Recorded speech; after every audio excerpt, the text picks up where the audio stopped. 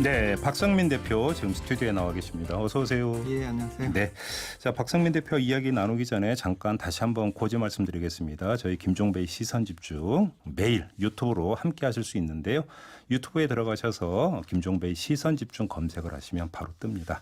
함께 해주시고요. 구독 버튼도 꾹 눌러주시고 댓글로 의견도 보내주시면 바로바로 방송에 반영하도록 하겠습니다.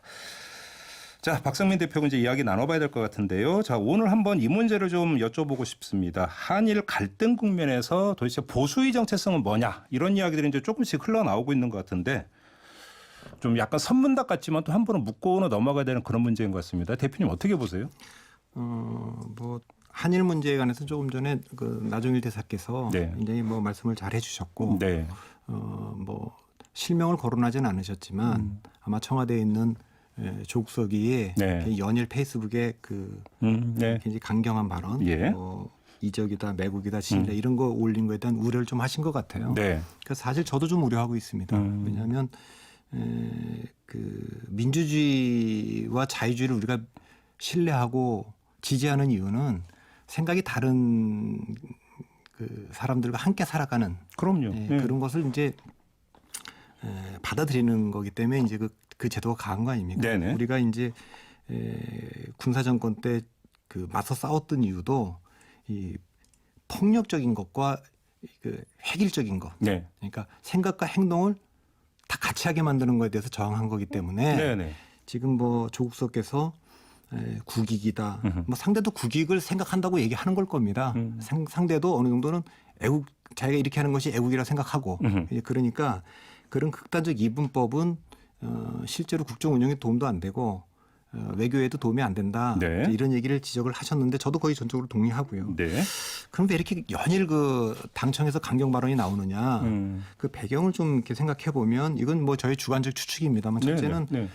민주화 운동을 했던 분들이니까 또 그런 정부니까 기본적으로 민족주의적 성향이 좀 있을 수 있다 생각을 합니다. 네. 두 번째는 이게 일본과의 한국인들의 감정을 생각하면 이게 별로 불리하지 않을 겁니다. 여론의 흐름이.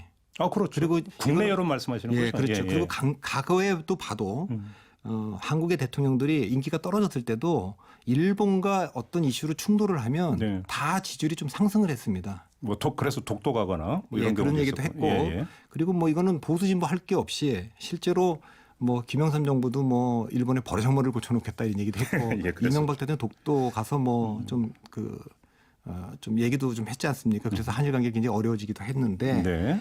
이제 그런 여론 흐름에 불리하지 않겠다 이런 판단도 했을 수는 있다고 봅니다. 네. 근데 전 가장 지금 그 뼈아픈 게 세 번째 이유인데 네. 사실 이 정부 입장에서 문재인 대통령이나 청와대나 민주당 입장에서 보면 자유한국당을 포함한 보수가 네. 이 국면에서 일본과 충돌하는 국면에서 실제로 할 수 있는 역할이 별로 없다고 생각하는 것 같아요. 보수의 존재감이 없다고 본다. 예, 그러니까 예. 그것은 일본과의 문제뿐만 아니라 예. 미국과의 문제에 있어서도 우리가 무슨 갈등이 있다거나 이럴 때 예. 전통적으로 한국의 보수는 미국이나 일본과 인적 네트워크도 굉장히 강하고 그렇죠. 상당히 그 뭐 기업이나 아니면 정치나 이런 데서 종교적으로도 그렇고 상당히 그 결합도가 높아서 비공개적으로도 역할을 좀 해줬거든요. 네, 네, 네. 우리가 우리나라 지금 진보 진영이 집권했을 때 또 민주정이 집권했을 때 그 집권 세력이 하지 못하는 역할을 한국 보수가 해줄 수가 있었어요. 네. 의회를 움직인다거나 아니면 싱크탱크를 움직인다거나 미국의 여론을 움직인다거나 마찬가지입니다. 일본과 충돌이 빚어질 때 아베 총리를 움직인다거나 아니면 아베 측근들 또 일본의 여론 이런 것을 할 수 그런 레버리지 영향력이 있어야 네. 뭐 이렇게 그 한국의 보수가 이 국내 정치에서 존중받고 네. 문재인 대통령도 그렇고 뭘 좀 도와달라 이런 얘기를 할 텐데 네. 좀 그걸 상실했다는 게 지금 굉장히 지금 한국 보수의 그 뼈아픈 점이 아닌가. 지금 박성민 대표가 중요한 점을 지적을 하신 것 같은데 이거들은 저는 이제 보수의 정체성을 두고 논란이 있다라고 이제 시작을 했는데 박성민 대표께서는 보수의 정체성 이전에 보수의 능력 오히려 이 현주소를 지금 진단해 주신 것 같습니다. 실제로 냉정하게 보면 네. 그럼 보수가 왜 이렇게 되어 왔느냐. 좀 극단적으로 보수 진영에 있는 분들은 동의하지 않을지 모르겠지만 네. 전후 질서의 한국의 외교안보 보수는 미국 중심의 외교안보를 해왔고 따라갔거든요. 한미 동맹 엄청 예, 강조했었죠. 그리고 한미 동맹 그다음에 또 뭐 한미일 예. 이 관계 속에서 기본적으로 우리는 따라가면 됐기 때문에 그러다가 사실은 지금 뭐 세계적인 국제정치 질서가 지금 굉장히 요동치고 있지 않습니까? 네네.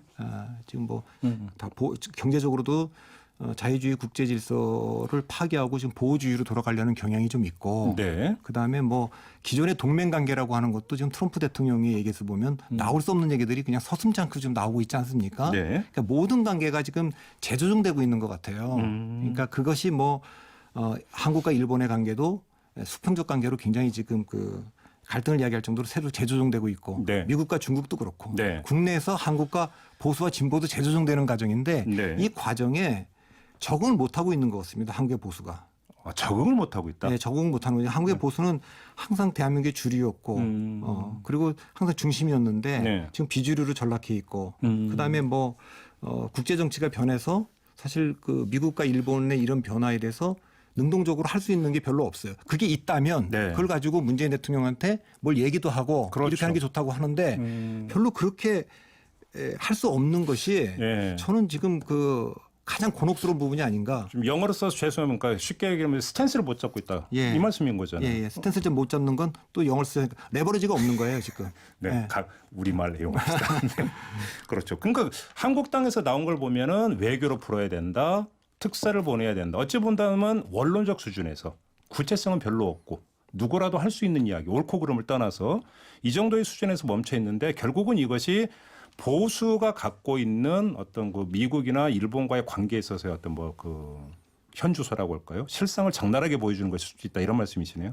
그러니까 이제 그런 측면이 하나 있을 것 같고요. 네. 또 하나는 한국의 보수가 그래도 뭐 특히 미국이나 일본과 관련돼서는 상당히 그 축적된 인적 네트워크도 있고 뭐 정보도 있고 하지 않겠습니까? 네, 네. 그게 있을 거라고 좀 봅니다. 네. 문제는 그것이 지금 자유한국당 내에는 모이지 않는 거죠. 거기 있는 분들이 그러니까 옛날에는 어쨌든 이것이 그 한국의 보수 정당이라고 하면 네. 그 한국의 진짜 보수가 지지하고 신뢰하고 그런 인적인 분들이 많이 진출하고 했는데 그 고리가 끊어진 것 같습니다. 그러니까 어느 순간 끊어져서 네. 지금 이 문제와 관련돼서 그 정보라든가 인적 자원이라든가 뭐 역할을 하거나 이런 걸 묶어낼 수 있는 보수가 그 컨트롤 타워의 역할을 완전히 상실했다.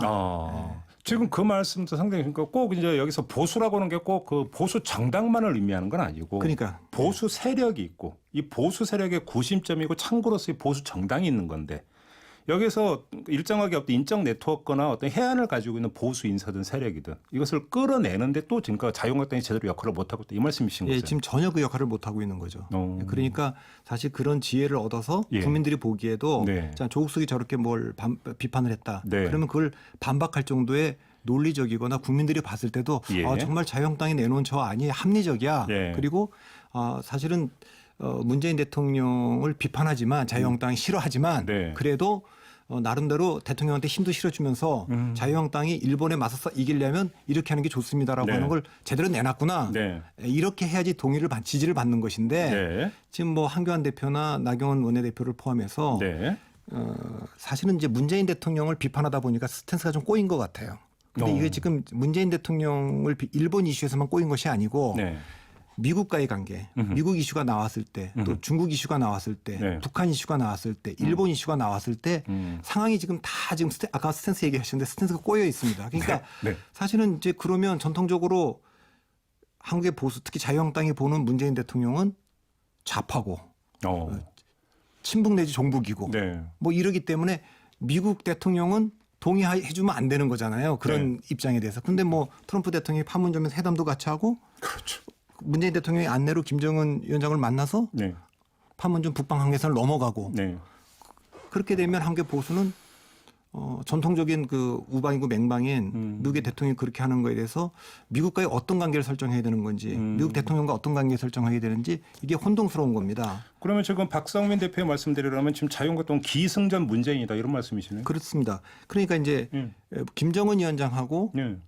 남북 정상회담을 한다, 판문점 회담을 한다라는 거에 대해서 한국 국민들이 물론 이제 완전한 비핵화, 핵과 미사일 실험을 중지할 뿐만 아니라 갖고 있던 것도 다 폐기하는 네. 그걸 대한민국 국민들이 원하지만 네. 끝까지 가는 단계에서 예. 대화를 하는 것은 결과가 나오지 않았기 때문에 네. 그걸 비판할 수는 있지만 예. 그걸 전면적으로 부정하는 거는 옳지 않은데 네. 그 작년 지방선거 때부터 지금까지 보면 이게 뭐 그냥 나라를 통째로 다 갖다 북한에 주려고 그러는 건다 김정은한테 이렇게 지나치게 생각을 하다 보니까 네.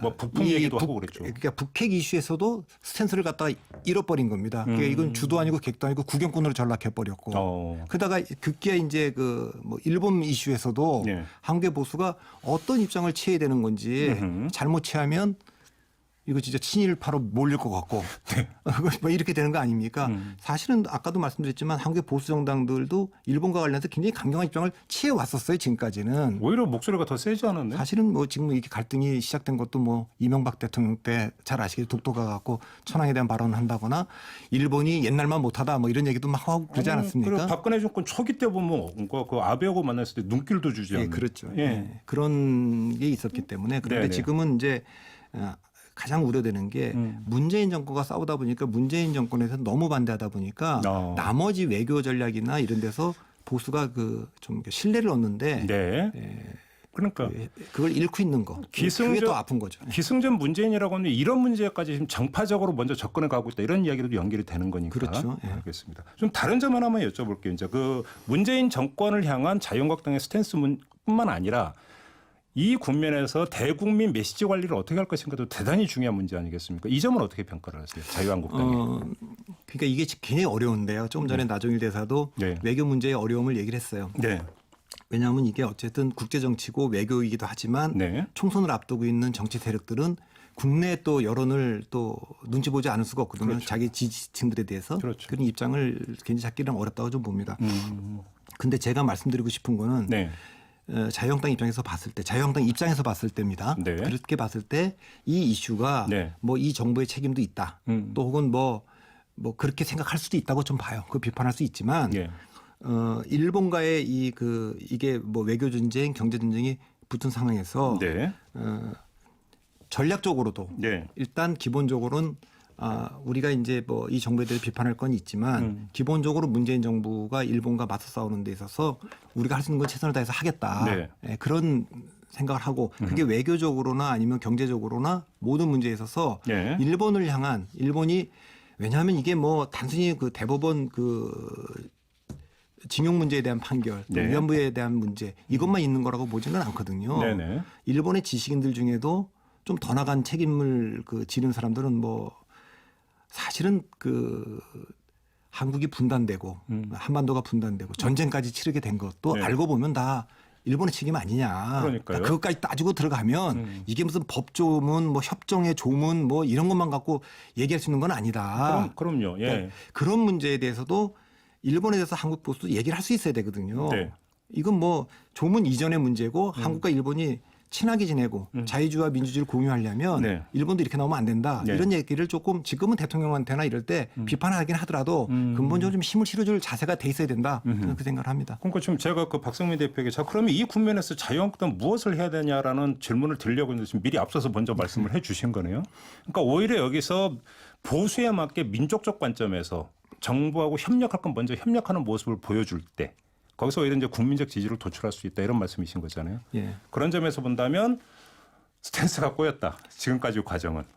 그러니까 정리라면. 이 정부가 어쨌든 이 법적인 문제나 정치적인 문제를 넘어선 네. 민족적인 역사적인 문제에서도 다른 프레임, 일본이 수긍할 수밖에 없고 받아들일 수밖에 없고 아파할 수밖에 없는 네. 그런 걸 보수 진영이 먼저 앞서서 얘기할 수 있는 게 예, 좋겠다 생각을 합니다. 그런데 이제 지난 3주간 어떤 쭉 보여왔던 자유한국당의 모습이 있는데 거기서 다시 그러니까 상당히 어떤 방향을 틀었을 때 그것이 일정한 오히려 그 방향을 트는 걸 한국당이 부담스러워하지는 않을까요? 그건 어떻게 보세요? 그거는 지금 뭐 지금 자유한국당 내에서 아까 제가 말했지만 자유한국당이 보수의 그 모든 역량을 총 결집시키는 네. 일종의 전위정당 역할을 지금 못 하고 있는 것 같아요. 그렇죠. 예, 그리고 지금 이 문제에 대해서도 정확하게 스탠스를 어떻게 잡아야 될지 결정을 못 한 것 같습니다. 그건 네네. 일본 이슈에 대해서만이 아니라 한반도 이슈에 대해서도 마찬가지인데 그 문제는 총선 다가오니까 시간이 좀 걸리더라도 한번 전면적으로 재조정할 필요가 있다 이렇게 생각합니다. 알겠습니다.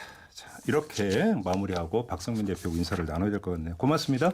네, 감사합니다. 네, 지금까지 정치 분석가인 정치 컨설팅 그룹 민회의 박성민 대표와 함께했습니다.